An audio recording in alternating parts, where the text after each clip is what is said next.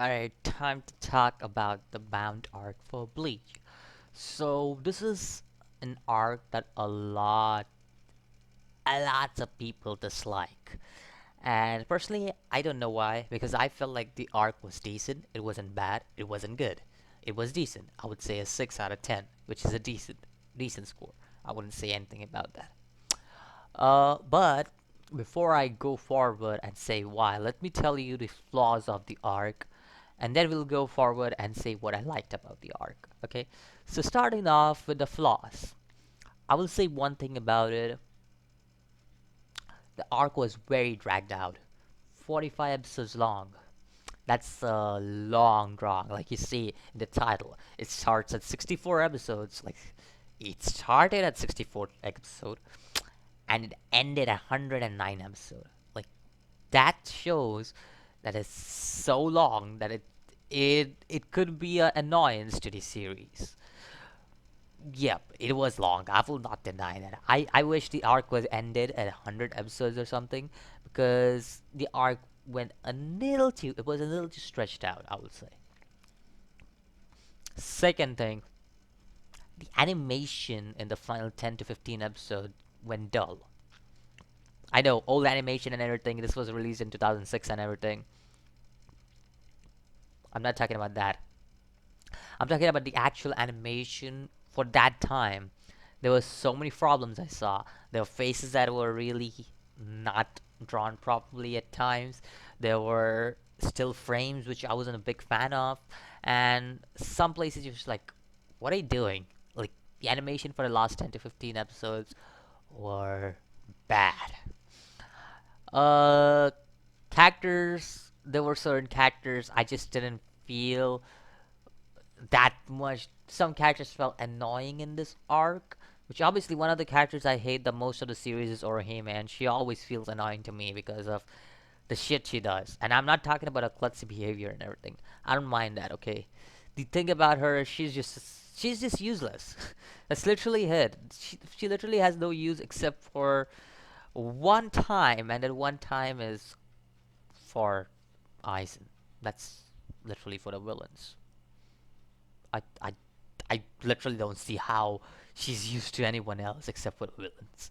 But I'm not gonna get into that. I'm gonna go a little further and speak about some of the characters I disliked in this arc. And one of those characters was Mabashi. He just felt an annoying character, like straight up annoying character. His character personality once he was drunk. I'm not talking about before, after he went drunk with the power and everything. I'm talking about before. No, no, I'm talking about. I'm sorry about that. I messed up completely. But I'm talking about when he, like, before he went to the drunk and power, he was an alright character. It wasn't that bad. But after he went with the drunk, with the power and everything, he became an annoying character. Like, low key, an annoying character. Like, I don't know. I didn't even hate him. He's just annoying. Like, that's how I felt about him. Like, you know that one guy who's in your group and he's always annoying you and just poking you from the back and everything, and you like just go away. Like I really don't want to talk to you. That's basically what I felt with Mabashi when I saw him with drunk with power and everything. That's literally what I felt when I saw him. Second character was the chick in the group. I don't know her name, so I'm just gonna call her the chick in the group. No, I'm not talking about the chick in the group meeting with Uryu and everyone. No, no, no, no, no. I'm not talking about Yoshinori. I'm talking about the other chick in the group, and I don't remember her name. She was quite annoying too. Um, I just felt she was very annoying with her stuff, and whenever her voice, I just didn't feel good with her voice actor. Felt weird. So I'm just going to be weird. I'm talking about English dub, not the English sub. So just saying. Um, Other than that, most of the characters were very likable. I will give that. Yeah, most of the characters were pretty likable. Personally, I like the villain, Karya. I actually liked him. I don't know. I think so. People don't like him. If you guys like him, then I don't mind him. But I did like the villain. Karya was a good villain. I will give that to him. He had a good motive. I mean, it was kind of the same motive, like the Quincy and everything, but he actually had a legit motive because he literally saw his people die. Like Loki, he saw his people die in front of him, and unlike Uryu, when he saw his grandfather die, he actually saw his whole clan get slaughtered. Basically, he saw his whole clan get Uchiha'd. That's basically what I would say. So, yeah, pretty much with the remaining people of his clan, he goes and all that. But that's why I liked his character because he actually had a motive to whatever he did, and he actually felt like a threat to Ichigo. Ichigo was not able to actually go up against him until for the end of the arc, and that also was because of the reishi that was around the Soul Society. Because in the Soul Society, Ichigo's, if you guys didn't know this already, basically in the Soul Society, because there's more reishi and everything, Soul Reapers get more powerful, the Quinces get more powerful, and the Bards get more powerful. So, but yeah, Ichigo's Bankai is more effective in Soul Society, if I had to put it correctly. So yeah. Um. Other than that, uh, there was a time where Ichigo got depressed, which was, which is, I think so. This is the one of the only 3 or 4 times that Ichigo gets depressed throughout the series, and this is a filler arc.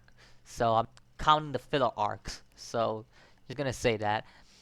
And other than that, I don't see him getting depressed that much throughout the series. And pretty much that's the whole series, 3 to 4 times. That's literally like that's literally the whole series. I would say that's just like what. Anyways, yeah, that was a moment too.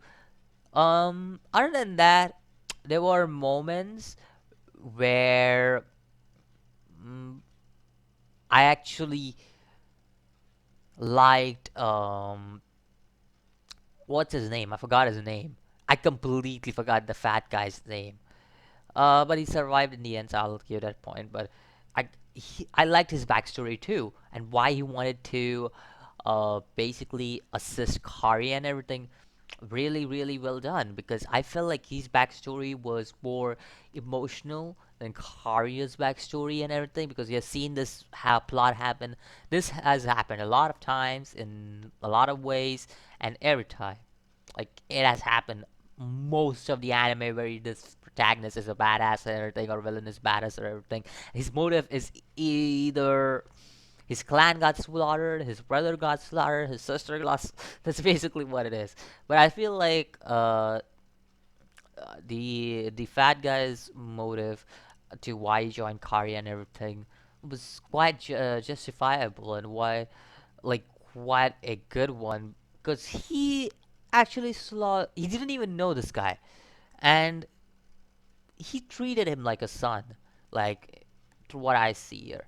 He treated him. It's a disciple thing because normally it's a student who gets a student who sees his master die, but this time it was his master who saw a student vanish. So it's basically like that, and it's like, yeah, definitely a reverse trope, but it was still quite good and quite emotional to be exact. So it had, even though this plot has not been used that much, there are very few anime which do this. It was they succeeded in creating emotional atmosphere and everything, which I'll give it. Well done. Kudos to you. Kudos to the people who did that. They actually created a good tense, good emotional atmosphere. Pretty good. Now, other than that, Uryu's costume was one of the highlights for the series. Amazing costume. Loved Uryu's costume. Like loved every bit of it. Like it was so good. Loved it. Um, I think so. What also? Oh, one of the big things of the series I almost forgot. The mod souls. I completely forgot the mod souls with the mount sensor. Really, really important to the series. Like really important to the series. Mod souls with the mount sensor. Not to the series, but at least to the arc. Like each and every one of them. I don't remember if this was in the manga or not, but. The mod souls are basically, never useful, basically, in the series. By I don't remember in the manga. I meant I don't remember if these three mod souls were in the manga. I don't mean like, oh, they're not useful to the series. That's officially confirmed. No, no, no. But I'm saying like the mod souls are never useful in the whole series, other than this time, because this time when they were fighting the Bound, the mod souls were actually useful and they actually did something. So, and then code. Again, I said this in my first review when I did the first breakdown and everything of the series, where I was talking about the mod souls and how important they are to the story and everything. Like how important could have been, not they are, they could have been to the story because of how unique their concept was and everything, and how they could have actually provided more. I feel like Kubo could have provided more with the mod souls and everything, but in the end, it didn't happen. So I'm not disappointed in any ways. I just felt like the mod souls would have been quite well, it could have been quite. They could have done more with the mod souls. That's what I'm saying. So basically, Cone. So it was good to see the mod souls do something in the filler and everything, even though it was filler and everything. It's all good. Other than that, uh, let's talk about the fights of the series of this arc. I'd say series over and over again because it's just weird because I normally talk about a series in general, but I'm talking about the arc here. So in this arc, the fight between plus I'm sleepy, so but yeah, but the arc in this arc, what the most badass fight I would say was when Ichigo and Karya fought for the first time. I'm not talking about the last time because that fight had some weird animations. So, like, it's still frames in that fight, which kind of felt mad to me. But the first time Ichigo and Karya fought, it felt like Karya was terrifying. Like I even tweeted this out the first time when Ichigo fought Karya. It was a terrifying fight. How Karya just stopped his blade with a single finger, and it was terrifying. It was low key terrifying. Ichigo was surprised and everything. He was like, "Damn! Like what the hell? He stopped me with the just one finger? Like what?" So it was a surprise. And once Ichigo hit Bankai, it was quite a like, come on, who wasn't confident when Ichigo hit Bankai that he wouldn't go up against Karya? Like this man went up against Karya, he had no problem whatsoever when he was in his Bankai state. Even in the Soul Society, if you want to argue that Ichigo had problems with him, like that's only because he had the Reishi and he was regenerating and everything. That's it. That's the only reason Ichigo was having problem to fight with Karya. Other than that, if you see like that, Ichigo had no problem fighting with Karya with his Bankai, which like shows that Karya is not that strong as he was pretended to be, but still they somehow made it to a point where Karya is actually a terrifying villain to be exact. So yeah, kudos to that. I'll give kudos to that because it felt like Karya was a terrifying villain, and his OST. Love this OST. The way the OST just plays in the background and just takes his name over and over again. It's just like, damn. Like, this OST is a jammer. Like, gotta give it to this OST. It's a jammer. Now, I'm always not trying to go over my little time limit. At most, I want to go to 30 minutes long. So, uh, yeah, that was my Discord. At most, I want to go about 30 minutes long, like my previous video. I don't want to go over like 45, 50 minutes, which I've been doing for the first two videos. So I'm gonna keep it to minimum as possible. I'm not gonna go try to go over my board if I wanted to, like I want to.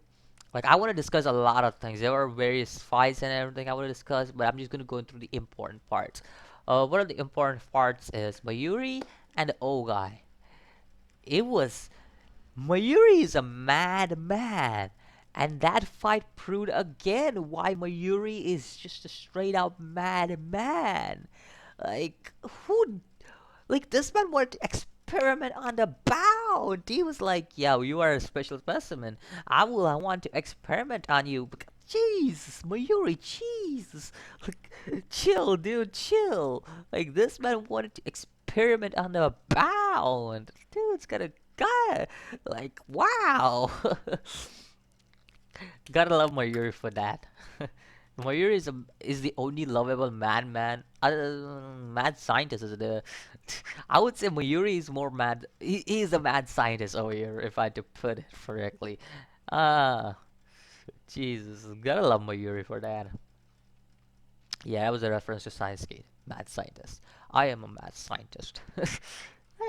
All good. Other than Mayuri, Byakuya and Karya's fight was also pretty cool. Gotta give it. They created a huge vagina. Yes, it did. Don't question it. Don't question that fight. Yeah, that happened. That actually happened. If you guys want to go watch that fight, you will realize that. You can even check out on my Twitter, which I put it out. Links in the description down below. But yeah, that did happen. Other than that, uh, Soifon's and Mabashi's fight I was alright. It was kinda alright. Like it wasn't anything because Soifon literally just destroyed Mabashi in a way. Because literally Soifon had a full power, could have easily defeated Mabashi, but they had to put it in the circumstance. But that fight didn't even last for that long. It was such a short fight that I couldn't even say that's a fight. So it's like, jeez. um, Orihime was useless. Chad was somewhat useful, I would say, but she wasn't that much useful. Uryu was the main part of the story, which I loved actually, because Uryu doesn't get that much of shine. Because even if he gets a shine, it's overshadowed by Ichigo. So, or either Mayuri shows up out of nowhere, and people will get the reference to what I'm talking about, which arc I'm talking about. But yeah, Uryu's actions are overshadowed by a lot of people, and that's why Uryu's just put down. It's like, really, really. And I actually like Uryu was given his Quincy powers back and everything. I actually like it. I think so. A lot of people kind of disliked it because he loses Quincy power again and then gains it again in the next arc and everything. So I think that's what ticks them off. But I personally liked it. Personally, I want to see Uryu, especially in that costume, which is a pretty damn cool looking costume. Like, but dude, it looks really cool. Not gonna lie. Like Uryu's costume and in his Quincy form, it's damn cool. Now other than that, um, there isn't much to speak about. Bound was a unique concept of Bleach because it was vampire versus Shinigami, which is quite a it's vampire versus death reapers basically, and that's quite a fight if you ask me. It's a fun one, to be exact. Loved it. Like that, I love that concept of this stuff. Yeah, so I explained the flaws, I explained the goods of it. I think so personally, if I had to put this arc, I would say it was a 6 out of 10. It was personally a 6 out of 10. I'm not even gonna lie. They also reference this arc later on in the series, which again, I'll give kudos to because Kari is a good villain. Like, I personally loved him for what he is. He was terrifying. He actually was calm and collective, unlike a lot of villains in Shonen. Like a lot of villains in Shonen aren't calm and collective like Karya, Aizen. Like those two are very calm when you look at them, unless you push them to the edge. They're just very calm villains. They don't give a shit about anything, and that's why I personally like those two villains. Just because Ulquihora too, really calm for what they are. So personally love them for what they are. So yeah, that's pretty much it. So let me know what you think about this arc of Bleach. I know I didn't go much deep and detailed into it, but I wanted to just put in the main points and what are the flaws I see in this arc, and what are the goods I see in this arc. I wanted to just put that out rather than going for 40 minutes of mumbling, just breaking down each episode and everything. I rather want to do, I want to just um, get each episode in my mind and just put the best things I love and put the worst thing I hate. So yeah, that's pretty much it for this arc. Let me know what you think about the Bount arc. Let me know which was your favorite character in the Bount arc. Again, my favorite was Karya because of I loved Karya in this arc. Like Jesus. Let me know what was who was your favorite Bond personally. Let me know about that. Let me know who was your favorite character so far in Bleach. I'm talking about all of Bleach so far. Let me know what was your favorite character up until the Bount arc. And I'll see you guys in the next video. As always, peace.